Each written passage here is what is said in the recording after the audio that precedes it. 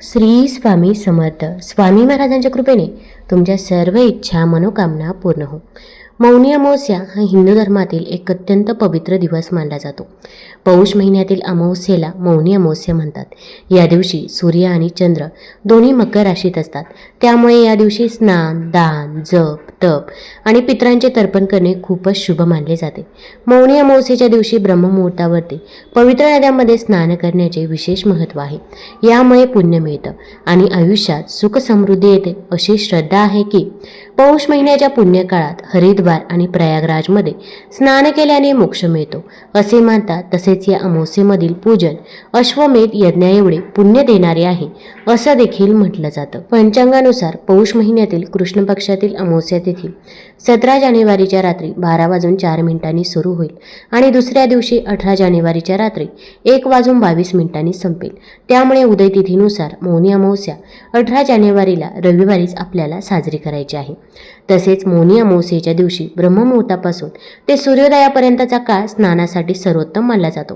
त्यामुळे सकाळी 4:43 ते सकाळी 5:23 वेळ शुभ राहील.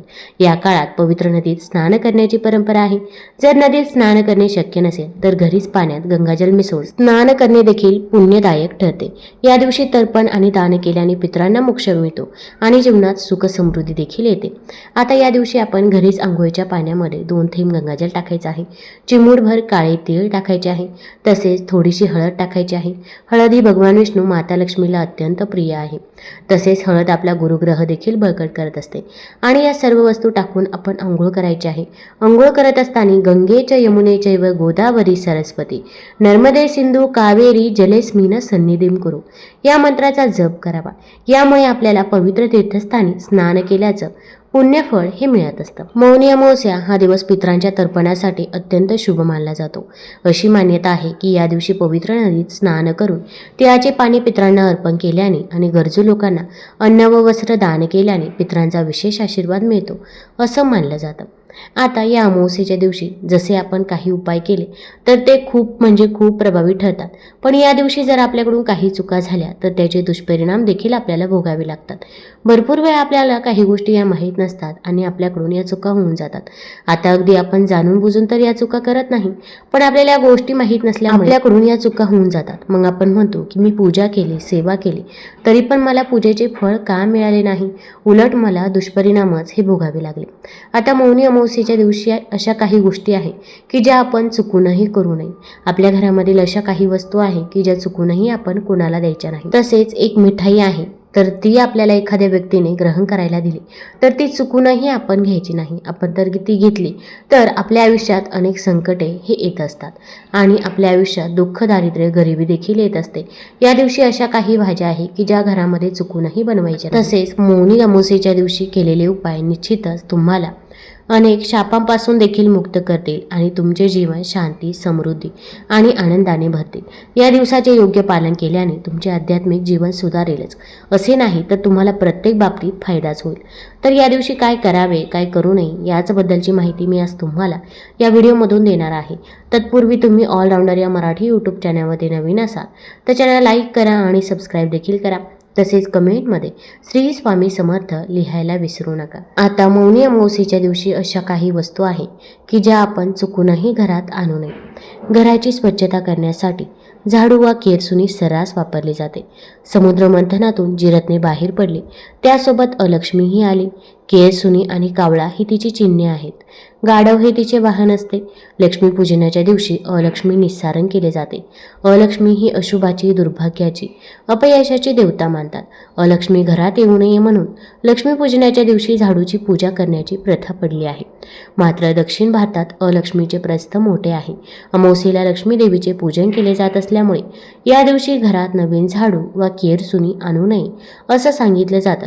या दिवशी नवीन केरसुनी विकत आणल्यास लक्ष्मी देवी नाराज होते, तिचा नकारात्मक परिणाम होतो अशी लोकमान्यता असल्याचे सांगितले जाते.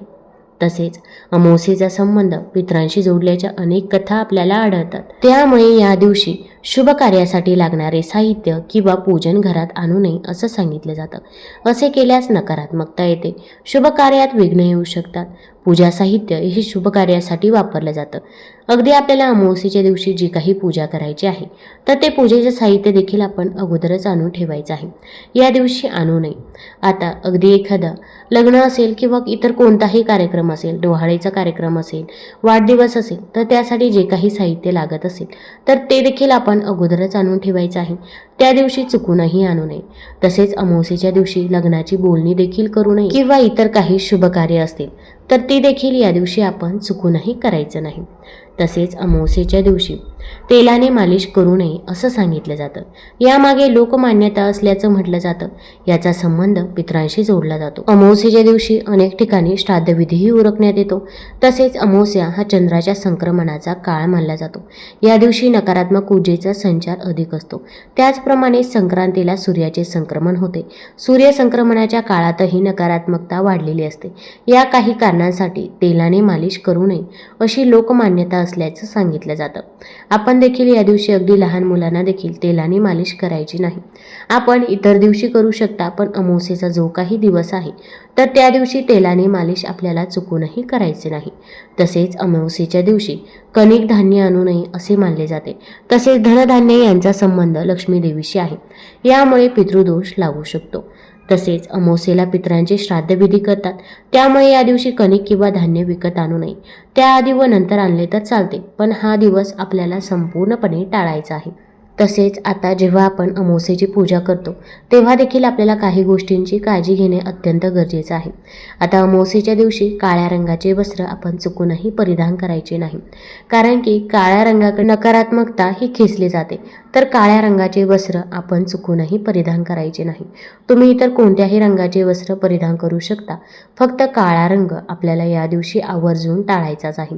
आता अगदी काळ्या रंगाच्या बांगड्या असतील, काळ्या रंगाची टिकली असेल तर ती देखील लावायची नाही. मॅचिंगच्या काळामध्ये आपण या सर्व गोष्टी विसरून जात असतो, पण या गोष्टीची आपल्याला काळजी घ्यायची आहे. तसेच आपण जेव्हा पूजा करायला बसत असतो तर पूजेखाली आसन देखील काळ्या रंगाचं नसावं याची देखील काळजी घ्यायची आहे. तसेच आता अमावस्येच्या दिवशी आपण पूजा करणार आहोत, तर पूजेच्या अगोदर आपण घरामध्ये गोमूत्र शिंपडायचं आहे. बेडरूममध्ये, हॉलमध्ये, किचनमध्ये गोमूत्र शिंपडावं. यामुळे जी काही नकारात्मकता आहे तर ती नकारात्मकता दूर होते आणि त्यानंतर आपण जी काही पूजा करतो तर ती पूजा सफल ठरत असते. कारण की भरपूर वेळा आपण घरामध्ये मांसाहार करत असतो किंवा नकारात्मक देखील बोलत असतो. तर ही नकारात्मकता दूर होण्यासाठी अगोदर घरामध्ये गोमूत्र शिंपडावं आणि त्यानंतरच आपण पूजेला सुरुवात करायची आहे. तसेच आपण पूजेचं जे काही साहित्य आणलेलं असेल, आता अमावस्येला तुम्हाला पूजा करायची असेल तर त्या साहित्यावरती देखील आपण गोमूत्र शिंपडायचं आहे किंवा अगदी पाणी घ्यायचं आहे, पाण्यामध्ये हळद टाकायची आहे आणि हे पाणी आपण त्या साहित्यावरती शिंपडावं. कारण की आपण बाहेरून भरपूर वस्तू आणत असतो आणि त्या वस्तूंना कुणाचा ना कुणाचा हात हा लागलेलाच असतो. तर त्यासाठी आपण गोमूत्र किंवा हळदीचं पाणी शिंपडायचं आहे. तसेच या दिवशी आपण उंबरठ्याचं लेपन देखील करावं. यामुळे नकारात्मकता दूर होत असते. आंब्याच्या पानांचं तोरण देखील मुख्य दरवाज्यावरती आपण या दिवशी आवर्जून लावायचं आहे. तसेच या दिवशी आपल्या किचनमध्ये देखील आपण हळदीने स्वस्तिक काढावं. यामुळे आपल्या घरामध्ये नेहमी शुभ कार्य होतात. तसेच आपल्याला अन्नपूर्णा मातेचा आशीर्वाद देखील प्राप्त होत असतो. या दिवशी आपल्याला पितरांची पूजा देखील करायची आहे. आपल्याला उंबरठ्याच्या दोन्ही साईडनं पाणी शिंपडायचं आहे. आता अगदी जेव्हा तुम्ही सकाळी दरवाजा उघडता तर तेव्हा असं पाणी शिंपडावं आणि तेव्हा जर लक्षात राहिलं नाही तर दिवसभरामध्ये कधीही तुम्ही उंबरठ्याच्या दोन्ही साईडनं पाणी शिंपडायचं आहे.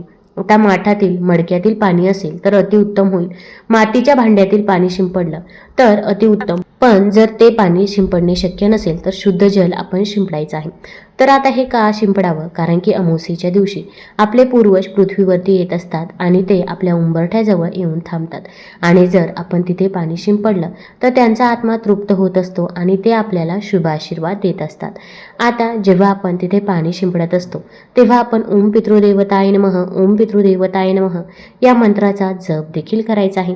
तसेच आपल्या पूर्वजांना मोक्ष प्राप्त व्हावा, त्यांच्या आत्म्याला शांती मिळावी यासाठी देखील प्रार्थना करायची आहे. तसेच या दिवशी आपण घराच्या दक्षिण दिशेला जाऊन थोडंसं पाणी पितरांसाठी आपण अर्पण करायचं आहे. पाणी घ्यायचं आहे, त्यामध्ये काळी तीळ टाकायचे आहे आणि हे पाणी आपण दक्षिण दिशेला अर्पण करायचं आहे. आता हे पाणी आपल्या पायावरती पडणार नाही याची देखील आपण काळजी घ्यावी. आता हे पाणी जर आपण दक्षिण दिशेला अर्पण केलं तर आपल्या पूर्वजांचा आशीर्वाद आपल्याला प्राप्त होत असतो. आता हे पाणी टाकत असताना आपण ओम पितृदेवताय नमः, ओम पितृदेवताय नमः या मंत्राचा जप करावा. त्यासोबत आपण आपल्या पूर्वजांकडे माफी देखील मागायची आहे. आपण म्हणायचं आहे, माझ्याकडून जर काही चूकभूल झाली असेल, घरातील लहान्यांकडून मोठ्यांकडून जर काही चुका झाल्या असतील तर त्याबद्दल आम्हाला माफ करावे. पण इथून पुढे आमच्याकडून जशी सेवा होईल तशी सेवा आम्ही तुमची नक्की करू, असे आपण आपल्या पूर्वजांना म्हणायचं आहे. कारण की बघा, जर आपल्या पूर्वजांचा आशीर्वाद जर आपल्यावरती असेल तर आपल्याला कोणत्याही कामामध्ये अडचणी अडथळे येत नाही. तसेच आपण जे काही कष्ट करतो, मेहनत करतो, तर कष्टाचे मेहनतीचे फळ आपल्याला मिळत असते आणि मुलांची देखील प्रगती होत असते. त्यामुळे प्रत्येक अमावस्येला आपण पूर्वजांची सेवा ही केलीच पाहिजे. तसेच घरामध्ये दक्षिण दिशेला देखील आपण पूर्वजांसाठी एक दिवा अमावस्येला आवर्जून लावायचा आहे. मातीची पंती घ्या किंवा कणकेचा दिवा घ्या, अगदी चौमुखी पद्धतीने प्रज्वलित केला तरी पण चालेल. त्या दिव्यामध्ये आपण तिळाचं तेल टाकायचं आहे. तिळाचं तेल नसेल तर मोहरीचं तेल तुम्ही टाकू शकता आणि यामध्ये देखील आपण 9 किंवा 11 काळी तीळ टाकायचे आहे. दिवा प्रज्वलित करायचा आहे. दक्षिण दिशेला हा दिवा लावावा. दिव्याला हळदी कुंकू लावायचं आहे. तसेच तिथे बसून आपण पितृअष्टक म्हणावं. तसेच आपल्या पितरांचं स्मरण करायचं आहे. पूर्वजांची नावे घ्यायची आहे. यामुळे आपल्याला पूर्वजांचा आशीर्वाद मिळतो. आपल्या घरामध्ये सुख, शांती, समृद्धी येत असते. आता अमावस्येच्या दिवशी आपल्या घरातील अशा काही वस्तू आहे की ज्या आपण चुकूनही कोणाला द्यायच्या नाही. तर तांदूळ, मीठ, साखर या वस्तू साक्षात माता लक्ष्मी स्वरूप असतात. या वस्तू आपण कधीही संपण्याच्या अगोदर घरामध्ये आणून ठेवाव्या. यामुळे माता लक्ष्मीचा आपल्याला आशीर्वाद प्राप्त होत असतो. तसेच मीठ हे साक्षात माता लक्ष्मी स्वरूप आहे. जेव्हा समुद्र मंथन झालं होतं तेव्हा मीठ देखील माता लक्ष्मी सोबत आलं होतं. त्यामुळे मिठाला माता लक्ष्मीचं रूप समजतात. त्यामुळे या दिवशी आपण आपल्या घरामधील मीठ हे चुकूनही कोणाला द्यायचं नाही. त्यानंतरची दुसरी वस्तू आहे तर ते म्हणजे धने. धने हे धनप्राप्तीसाठी खूप महत्त्वाचे समजले जातात. जेव्हा धनत्रयोदशी असते तेव्हा आपण धन्यांची पूजा आवर्जून करत असतो. त्यामुळे या दिवशी जर तुमच्याकडे कोणी धने मागितले तर धने चुकूनही द्यायचे नाही. त्यानंतरची तिसरी वस्तू आहे तर ते म्हणजे दूध किंवा दही. आता दूध आणि दही आपण तसे तर संध्याकाळी कोणालाही देत नाही, पण आपण अमावस्येच्या दिवशी अगदी सकाळी देखील दूध किंवा दही कोणालाही देऊ नये. तसेच सर्वात महत्त्वाचं म्हणजे दह्याचं सेवन आपण अमावस्येच्या दिवशी रात्री चुकूनही करायचं नाही. आपण जर अमावस्येला रात्री दही खाल्लं तर आपली धनहानी होण्याची दाट शक्यता असते. त्यामुळे या गोष्टीची आपल्याला काळजी घ्यायची आहे. आता अमावस्येच्या दिवशी जर कुठे काही कार्यक्रम असला तर अशा ठिकाणी चुकूनही ज्या काही माता लक्ष्मी स्वरूप वस्तू आहे तर त्या चुकूनही आपण कोणाला द्यायच्या नाही. तुम्ही इतर वस्तू देऊ शकता, पण माता लक्ष्मीचा फोटो, मूर्ती तर या वस्तू भेटवस्तू म्हणून चुकूनही देऊ नये. तसेच अमावस्येच्या दिवशी पहिल्या काळामध्ये अगदी काही गोष्टी घडायच्या की प्रत्येकालाच प्रत्येकाचं चांगलं वाटतं असं नाही. आपल्यावरती जळणारी लोक देखील असतात. त्यामुळे या दिवशी जर तुम्हाला कोणी सफेद पदार्थ खायला दिला तर तो चुकूनही खायचा नाही, ग्रहण करायचा नाही. अगदी तुमची जवळचीच व्यक्ती असेल, तिच्यावरती तुमचा विश्वास असेल तर तो पदार्थ तुम्ही घेऊ शकता. पण इतर कोणी अगदी शेजारी, नातेवाईक असेल आणि अशा व्यक्तींकडून आपण हा पदार्थ चुकूनही घेऊ नये, ग्रहण करू नये. कारण की काही व्यक्ती अशा असतात की त्या फक्त तोंडावरती गोड बोलत असतात, पण त्यांच्या मनामध्ये आपल्याबद्दल काय चालू आहे हे आपल्याला देखील माहीत नसते. त्यामुळे आपण अगोदरच सावध असलेलं बरं. विशेषतः आपल्या लहान मुलांना या वस्तू दिले जातात कारण की त्यांना या गोष्टी माहीत नसतात. तर असा सफेद पदार्थ जर तुम्हाला कोणी खायला दिला, सफेद मिठाई असेल, सफेद पेढा असेल, तर तो चुकूनही ग्रहण करायचा नाही, याची आपल्याला काळजी घ्यायची आहे. आता या अमावस्येच्या दिवशी आपल्याला काही भाज्या बनवायच्या नाही. तर मांसाहार सर्वांना माहीतच आहे, अमावस्येच्या दिवशी मांसाहार चुकूनही करू नये. तसेच कांदा, लसूण देखील आपण पूर्णपणे वर्ज्य करायचं आहे. अमावस्येच्या दिवशी कोबीची भाजी, वांग्याची भाजी आणि मुळ्याची भाजी या 3 भाज्या आपण चुकूनही सेवन करायच्या नाही. तुम्हाला जर हा व्हिडिओ आवडला असेल तर चॅनल लाईक करा, सबस्क्राईब करा आणि आपल्या मित्रपरिवारासोबत जरूर शेअर करा. धन्यवाद.